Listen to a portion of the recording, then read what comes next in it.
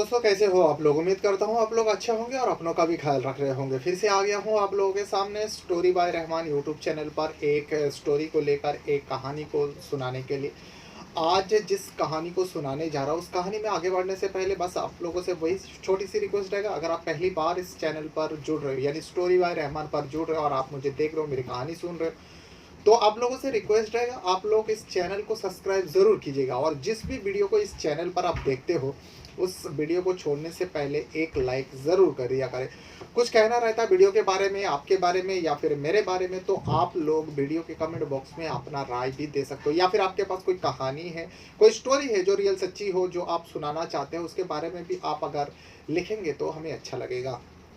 खैर, आज जिस कहानी को सुनाने जा रहा हूँ, इस कहानी में होता कुछ ऐसा है। देखा जाए तो दुनिया में, पूरा दुनिया की बात कर रहा हूँ, पूरा दुनिया में सबसे ज़्यादा पवित्र रिश्ता जो है माँ और अपने बच्चों के, माँ के बच्चों के बीच में होती है। लेकिन इसी रिश्ते को कभी कभार ऐसा कलंकित किया जाता है और ऐसे घटना सामने आता है जिसे सुनने के बाद यकीन तो नहीं होता, विश्वास नहीं होता, लेकिन कलयुग में ये सारी घटना भी हो रही है। क्योंकि आज की घटना में एक माँ, बुजुर्ग माँ है, अपने हाथों से अपने 32 साल के बेटे को मौत के घाट उतार देती है। धारदार हथियार से उसका गला काट देते हैं, ये रात के दरमियान। उसके बाद वो माँ जो है चुपचाप उसी घर में रहती है। घर में और भी सदस्य रहता था, उस माँ के पति भी थे, यानी जिस बच्चे को मारा गया उसका पिता भी था, उसी घर में मौजूद बुजुर्ग था। उसका बड़ा भाई भी था, भाभी भी थी। लेकिन इस घटना को जब अंजाम दिया गया, माँ अपने ही हाथों से अपने बेटे को, 32 साल उम्र होता है, नाम होता है अशोक, अशोक को मौत के घाट उतार देते हैं। और उसके बाद सुबह सुबह, ये पूरा घटना जो है 7 तारीख की हुई थी, यानी 7 और 8 अगस्त की रात के दरमियान इस घटना को अंजाम दिया गया माँ द्वारा। उसके बाद 8 तारीख के सुबह सुबह, सबसे पहला सुबह सादिक जब होता है, उस टाइम माँ चीखती है, चिल्लाती है। जब माँ की चीख चिल्लाने की आवाज़ सुन के बाकी के घर वाले जो 3 सदस्य थे, बड़ा बेटा और बहू, पति और जो पड़ोसी हैं, आसपास वाले भी सारे लोग आते हैं। जो क्या हुआ, क्यों चीख रही हो? माँ बताने से पहले ही, वो महिला बताने से पहले ही सारे लोगों की नज़र उस मरे हुए व्यक्ति के ऊपर, मरे हुए बेटे के ऊपर पड़ता है। हर किसी का रोंगटे खड़े हो जाता है, हर किसी का पैर तले ज़मीन खिसक जाता है, क्योंकि लहू लुहान उस घर का जो छोटा बेटा है, 32 साल का अशोक का बॉडी पड़ा हुआ था। और सबको लग गया, इसी वजह से माँ चीख रही। उसके बाद पुलिस को खबर दी जाती है और पुलिस आती है, बॉडी को कब्जे में लेता है, पूरा सनसनी फैल जाते हैं। उस जगह का एसपी भी वहाँ पे मौका बरदात पर पहुँचता है। उस लड़के का, यानी 32 साल मरने वाला व्यक्ति का पोस्टमार्टम रिपोर्ट आती है और इसमें पता चलता है जो धारदार हथियार की वजह से इसका मौत हुआ। लेकिन मरने से पहले वो फुल नशे में था या बहुत ज़्यादा नशे में था। उसके बाद पुलिस तफ्तीश करती है। कुछ ही दिनों में जो सुई है घूमते हुए उसके माँ के ऊपर टिक जाती है पुलिस के। और जब उस माँ से पूछताछ करता है, माँ पूरी बात बताते हैं। और इसके बाद पुलिस वाला सुनकर उस माँ से हमदर्दी तो जताते हैं, कहते हैं, माँ जी, आपने जो कुछ भी किया वो बिल्कुल सही किया। आपके जगह में कोई और भी होता तो शायद यही करता, लेकिन कानून तो आखिर कानून है। आपने चाहे अपने बेटे को मारा या किसी और को मार दे, लेकिन आपको मौत की सज़ा तो कानून देकर ही रहेगा। इस वजह से आपको हिरासत में ले रहा हूँ, आपको अरेस्ट करो, आपको कोर्ट पेश करना पड़ेगा। उस महिला को हिरासत में लिया जाता है और पूरा इलाका में जब उस घटना को सुना जाता है, बताया जाता है जो माँ किस वजह से अपने जवान बेटे को मौत के घाट उतारी है, हर कोई हैरान रह जाता है। जो कोई बच्चा, कोई बेटा अपनी माँ के साथ ऐसा कैसे कर सकता है? वाकई आप भी सुनेंगे ना तो आपका भी होश उड़ जाएगा, आपको यकीन करना मुश्किल हो जाएगा। लेकिन कलयुग में ये सब कुछ भी हो रहा है। तो आज मैं इसी घटना को सुनाने जा रहा हूँ। कहाँ का है, कब का है, पूरा डिटेल इसी वीडियो में। तो घटना है उत्तर प्रदेश का बिजनौर डिस्ट्रिक्ट का। और इसी बिजनौर डिस्ट्रिक्ट के अंदर एक गांव लगता है, जिस गांव का नाम होता है सामी वाला गांव। समी वाला गांव में 7 और 8 अगस्त के रात के दरमियान एक घर में, चंद्रपाल सिंह के घर के अंदर एक बहुत बड़ा वारदात होता है। उस घर का जो छोटा बेटा है, चंद्रपाल का 2 बेटा होता है। एक बेटा बड़ा है जो शादीशुदा है, उसी घर में रहता है। और दूसरा जो छोटा वाला बेटा है, जिसके ऊपर ये पूरा घटना है, इस कहानी है, उसका नाम होता है अशोक, 32 साल होता है। और वो फुल नशेड़ी है, यानी वो नशे में रहता था हर वक्त। उस अशोक के साथ 7 और 8 अगस्त के रात के दरमियान बहुत बड़ा घटना होती है और इसकी पूरी जानकारी जो है सुबह 8 तारीख की सुबह को सारे लोगों को पता चलती है, जब उसकी माँ, अशोक की माँ मुन्नी देवी चीखती है, चिल्लाती है, रोती है, तड़पती है। उसके बाद घरवाले के साथ-साथ यानी चंद्रपाल के बड़े बेटे, बहू के अलावा भी जो पड़ोसी है, आस-पास वाले हैं, गाँव वाले हैं, जितना समय जा रहा था धीरे-धीरे आस-पास के गाँव वाले, यहाँ तक कि पूरा उस डिस्ट्रिक्ट में हड़कंप मच जाता है।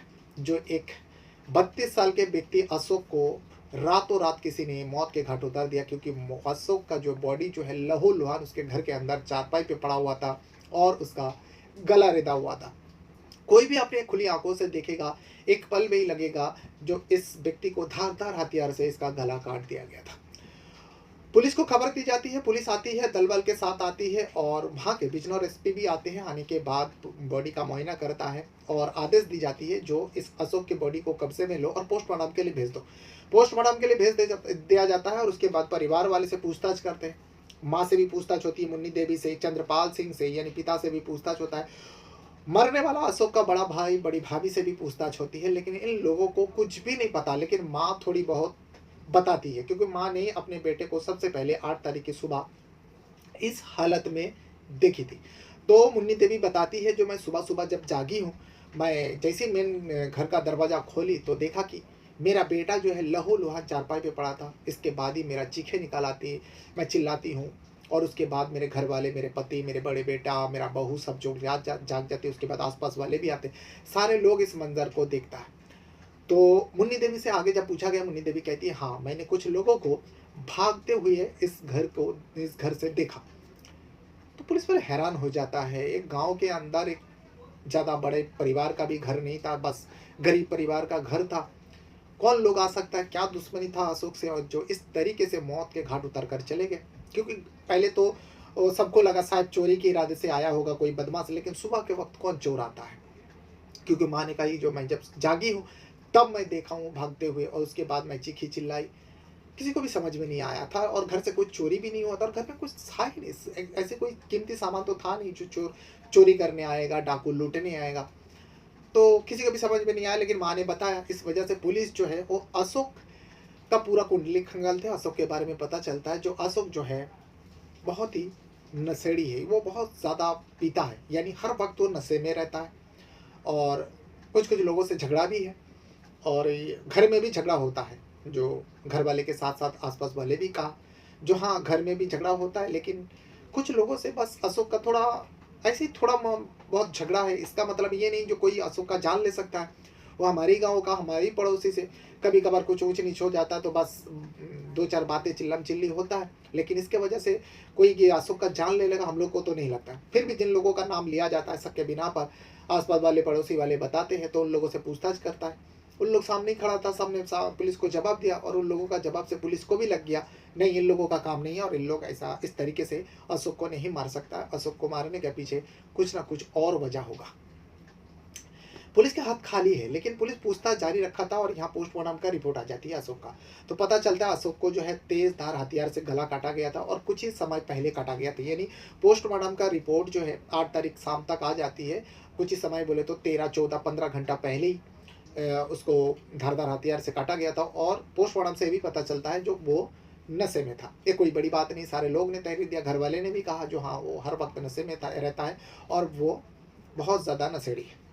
लेकिन अशोक के मारने का जो मौत के घाट उतारा, इसके पीछे का मोटिव समझ में नहीं आ रहा। तो इसलिए चंद्रपाल सिंह से बार-बार पूछा गया, पिता से, और बड़े भाई से भी पूछा गया, भाभी से भी पूछताछ किया गया। ऐसा लगा जो हो सकता है भाभी के साथ अवैध संबंध हो तो बड़े भाई ने मार दिया होगा। ये सारे एंगल जो है कुछ समझ में नहीं आ रहा था। लेकिन मुन्नी देवी से जब बार-बार पूछा जा रहा था और पड़ोसी ने भी बताया, जो हो ना हो ये घर का मैटर है। तो पड़ोसी से पूछा पुलिस वाले, जो आप लोगों को क्यों लगता है ये घर का मैटर है? तो पड़ोसी ने बताया, देखिए बाहर का मामला तो हर किसी को पता चलता है जो छोटी-मोटी किस बात को लेकर झगड़ा हो रहा है। लेकिन घर के अंदर जो झगड़ा होती थी अशोक से, हर दिन चिल्लम-चिल्ली होती थी और इस ज़्यादातर मुन्नी देवी उसके ऊपर भड़कती, उसके ऊपर गुस्सा करती, उसको चीखती, चिल्लाती, मारती। ये हम लोग को समझ में नहीं आता। जो चलो ठीक है, एक बेटा नशेड़ी है, नशा करता है। अब रोज रोज क्या झगड़ा, रोज विवाद, हम लोग को समझ में नहीं आता और हम लोग पूछते भी तो वही बात बताते, बेकार आता है, अनब शनब बकता है, इस वजह से मैं चीखती हूँ, चिल्लाती हूँ।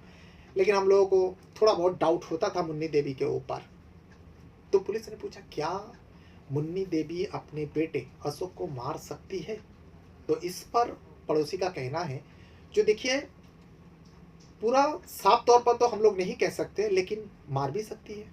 जिस हिसाब से माँ मुन्नी देवी अशोक के ऊपर चीखती है, चिल्लाती है, मारती है और इतना ज़्यादा गुस्से में रहती है, तो हम लोग को लगता है कभी कभार जो मुन्नी देवी कभी ना कभी देखना अपने बेटे को मार ना डाले, ऐसे हम लोग बातें करते थे। तो पुलिस को जब ये सारी बात पता चला तो पुलिस ने आखिरकार मुन्नी देवी को थोड़ा कड़ाई से पूछताछ करता है। इसे तो कई मरतबा पूछताछ किया, पुलिस को भी थोड़ा बहुत डाउट हुआ था माँ के ऊपर, लेकिन कोई भी नहीं सोच सकता जो एक माँ अपने बेटे को मार सकती है, और क्यों मारेगी। माँ तो अपने बच्चों को बचाती है सारी मुसीबत से, लेकिन यहाँ पर माँ के ऊपर डाउट जाती है, फिर पुलिस का भय होता नहीं, ऐसा नहीं हो सकता। लेकिन पड़ोसी के गवाही पर और जब कोई एंगल नज़र नहीं आ रहा था, तब जो है पुलिस ने सोचा क्यों ना मुन्नी देवी से ही थोड़ा सख्ती से पूछा जाए, क्योंकि जितने बार भी मुन्नी देवी से पूछा गया, मुन्नी देवी जो है अपना बयान बदलती रहती है और घुमा फिरा के ऐसा लगता था जैसे घुमा फिरा के वो जवाब दे रही। तो इसीलिए पुलिस ने सोचा चलो ठीक है, देखते हैं। और उस इलाका में कोई ऐसा व्यक्ति को नज़र भी नहीं आया था जो उस रात को यहाँ पर घूमते हुए या किसी का मोबाइल नंबर एक्टिव था, ऐसा कोई एंगल पुलिस को नज़र नहीं आया था, जिसके चलते पुलिस ने फैसला किया मुन्नी देवी से ही थोड़ा सख्ती से पूछा जाए। जब मुन्नी देवी से थोड़ा सा सख्ती करता है, आखिरकार मुन्नी देवी टूटती है और पूरी बात पुलिस वाले के सामने बयान करती है। लेकिन पूरी बात सुनने के बाद पुलिस भी हैरान हो जाता है, पुलिस भी सोचता है जो भी किया मुन्नी देवी ने सही किया, लेकिन कानून तो आखिर कानून है। कानून किसी को भी परमिशन नहीं देता, किसी को भी इजाज़त नहीं देता जो आप इस किसी भी वजह से किसी सामने वाले का जान ले लो, यानी आप किसी व्यक्ति का जान नहीं ले सकते हो, भले ही आप माँ हो, बाप हो, जो भी हो, आपके ऊपर जो भी हुआ है उसका बदला आप किसी के साथ जान लेकर नहीं ले सकते हो। ये कानूनन जुर्म है और इसके लिए आपको सज़ा भुगतनी होगी। माँ की पूरी दर्द सुनने के बाद पुलिस ने माँ के ऊपर हमदर्दी जताया, मुन्नी देवी के ऊपर कहा, जो देखिए मुन्नी देवी जी, आपने जो कुछ भी किया, आपकी जगह में कोई और होता शायद वो भी यही करता, उसके पास और कोई रास्ता नहीं बचता, लेकिन आखिर कानून तो कानून है, आपको तो कोर्ट पेश करना ही पड़ेगा, अदालत के सामने आपको पेश करना पड़ेगा, बाकी कानून जो आपको सज़ा देगा वो आपको भुगतना होगी। आखिर मुन्नी देवी ने क्या बताया जिसके चलते पुलिस ने भी कहा जो आपने जो कुछ किया ठीक किया। तो इसका कहानी बड़ी ही घिनौना है, बड़ी ही दर्दनाक है। इसे सुनने के बाद किसी का भी रोंगटे खड़े हो जाएगा और किसी का भी खून खौल उठेगा, क्योंकि मुन्नी देवी इस पर बताती है जो मैं परेशान हो चुकी थी, मैं अपने बेटे से क्यों परेशान हो चुकी थी। मुन्नी देवी कहती है जो देखिए कुछ दिनों से जो है मेरा बेटा जो है अशोक, वो मेरे ऊपर अत्याचार कर रहा था, और किस तरीके का अत्याचार, इसे सुनने के बाद वाकई शर्मसार हो जाता है रिश्ता। मुन्नी देवी बताती है जो अशोक जो है, एक तो वो बहुत दिनों से पीता है, सारे लोग ने मना किया लेकिन वो किसी का नहीं सुनता, और वो शादी भी नहीं करना चाहता था और कोई उसे लड़की भी देना नहीं चाहता था। ऐसे बहुत सारे रिश्ता लगाया हम लोगों ने, लेकिन उसके पीने की वजह से कामकाज तो करता नहीं था, और वो इतना ज़्यादा नशेड़ी था कि जैसे ही पता चलता रिश्ता नहीं लगता, रिश्ता टूट जाता। अब वो 32 साल उम्र हो गया था, लेकिन कुछ दिनों से उसकी हरकतें जो है बहुत खिलौना हो गई थी। वो मेरे ऊपर गंदी नज़र रखते थे, मैं फॉलो किया, मैंने नज़र डाला, मैंने उसे मना किया, डांटा पीटा, जो मैं तेरी माँ हूँ तो मेरे ऊपर गंदी नज़र कैसे रख सकता है। लेकिन वो नशे की हालत में सिर्फ गंदा नज़र ही नहीं, बल्कि वो मेरे शरीर पर हाथ फेरता, मुझे टच करता, मुझे अपने तरफ खींचता, मुझे बहुत बुरा लगता। लेकिन मैं लाज शर्म के बारे में इस बात को किसी को नहीं कह पाती, यहाँ तक कि मैं अपने पति को भी इस बात को नहीं कह पाती। लेकिन धीरे धीरे अशोक की जो है हिम्मत बढ़ते जाता है, और अशोक जो है कुछ दिनों से मेरे साथ हैवानियत करता है। वो मेरे साथ वो सब कुछ करता है जो एक पति अपनी पत्नी के साथ करता है, यानी वो बेटा, वो हैवान जो है, वो शैतान जो है अपने ही माँ के साथ गलत काम करता, उसके साथ गलत हरकतें करता। आप समझ सकते हो, उस बात को मैं ज़बान पर भी नहीं ला सकता, क्योंकि यहाँ पर एक माँ बेटे की बात चल रही है। मुन्नी देवी ने पूरी बात बताया, और ये कुछ दिनों से हो रहा था, मैं बहुत ज़्यादा उससे गुस्सा था, नाराज़ था, मेरा खून खौल उठता था। लेकिन फिर भी मैं इस बात को छुपा देती हूँ, जो अगर घर वाले तो दूर की बात, आस-पास वाले को भी पता चले, सब लोग थूकेंगे, हो सकता है सारे लोग मुझे भी ताना देने लगे। लेकिन मैं सहती गई। जब 7 और 8 तारीख की अगस्त की रात के दरमियान मैं सो रही थी, मेरे पति भी सो रहे थे, वो बाहर सो रहे थे, मैं घर के कमरे के अंदर सो रही थी और मेरे बड़े बेटा बहू जो है वो दूसरे कमरे में सो रहे थे। लेकिन मेरा जो छोटा बेटा है अशोक, वो आता है, फुल नशे में था। वही आने के बाद मैं नींद में थी और मेरे साथ हरकतें करने लगे। मैं इसका विरोध करती हूँ, लेकिन वो मानता नहीं, वो ज़बरदस्ती करता है और मेरे साथ हैवानियत करने लगता है और मेरे साथ वो हैवानियत कर लेते हैं। उसके बाद वो नशे की हालत में टुल होकर पड़ा रहता है, वो सो जाता है। लेकिन मेरा नींद आँख से गायब हो गई थी और मैं बहुत ज़्यादा गुस्से में थी। मुझे कुछ समझ में नहीं आ रही थी, बस मैं मन ही मन में सोच रही थी, आज तो इसका फैसला करके रहूँगी। उसके बाद मैं धीरे से उठती हूँ। उठने के बाद मेरे घर में ही एक तेज़धार हथियार, हंसिया जैसा कुछ रखा हुआ था, क्योंकि लोग खेती-बाड़ी भी करते थे। चंद्रपाल जी, उनका पिता, जो अशोक का पिता होता है, घर में ही रखा था। ऐसे गाँव खेड़े के घर में रहता ही है। उस तेज़धार हथियार को मैं उठाती हूँ। उठाने के बाद जब अशोक गहरी नींद में सो रहा था, फुल नशे में था, और मैं उसका गले पर चला देती हूँ। वो तड़पता है, कुछ ही देर में वो शांत हो जाता है, मेरी आँखों के सामने उसकी दम निकल जाता है। फिर भी मैं गुस्से में थी और उसके बाद मुझे ख़्याल आता है जो मैं अपने बच्चे को, अपने बेटे को मार डाली हूँ। लेकिन मुझे इस मारने का पछतावा नहीं है, बस मुझे अब बचना था। जब सुबह होने को आया, बस मैं एक नाटक के तहत, ताकि लोगों को पता चले, मैं चीखी चिल्लाई, सारे लोग जमा हुआ, घर वाले भी उठ के सारे लोग आ गए। सारे लोगों को देखा तो पूछने लगे क्या हुआ, किस वजह से तुम चीख रहे हो। तो अशोक की बॉडी को देखा तो सारे लोग चुप हो गए, जो इस वजह से मुन्नी देवी चिल्ला रही है।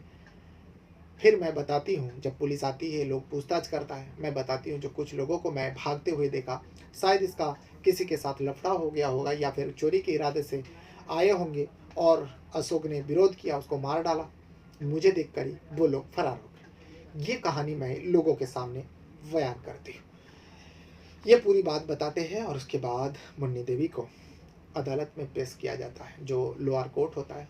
लेकिन लोअर कोर्ट भी जब उसको अदालत के सामने, जज साहब के सामने इस मसले को रखा जाता है, जज साहब भी हैरान हो जाते हैं, जो इन्हें सज़ा दे तो क्या सज़ा दे। लेकिन उन्होंने भले ही अपने बच्चों को मारा, जिस भी वजह से मारा, लेकिन उसने मर्डर किया था मुन्नी देवी ने, इसीलिए कानूनन उन्हें सज़ा तो मिलना ही है।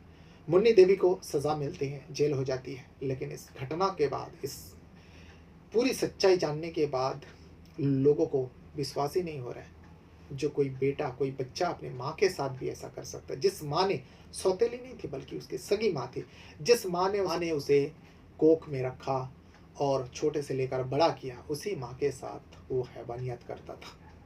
बड़ी शर्म की बात है।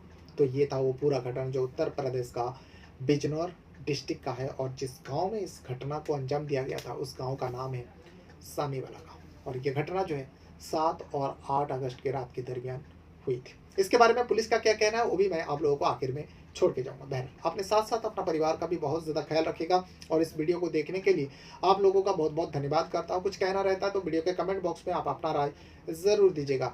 Thank you very much.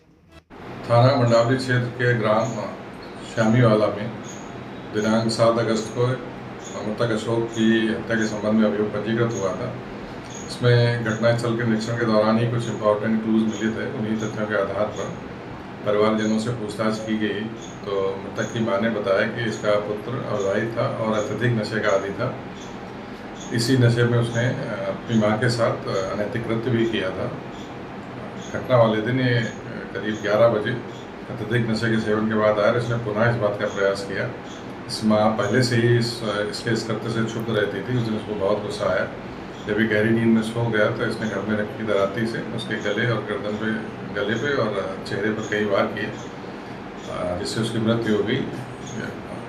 अभियुक्ता की साड़ी पर कुछ खून के छींटे लग गए थे, उसको इसने हटा दिया था। पूछताछ के बाद अभियुक्ता की निशानदेही पर साड़ी को बरामद किया गया है और गिरफ्तार करके जेल भेजा जा रहा है। वैधानिक कार्रवाई करेगी।